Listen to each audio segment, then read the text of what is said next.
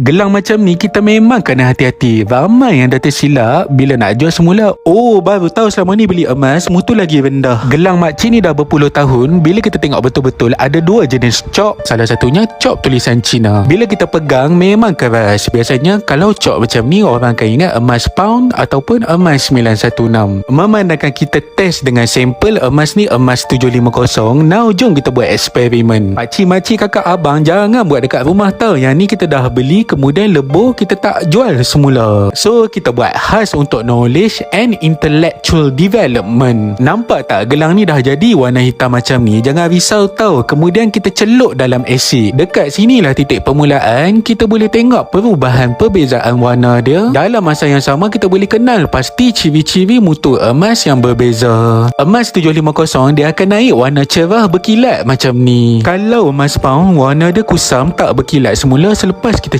celup dalam asid. Emas 916 warna emas dia akan gelap sedikit tak secerah macam ni. Apa yang kita dapat belajar hari ni, desain sesuatu barang kemas tak mencerminkan mutu emas. Walaupun gelang makcik ni emas 750, dia tetap bernilai kami beli semua jenis emas.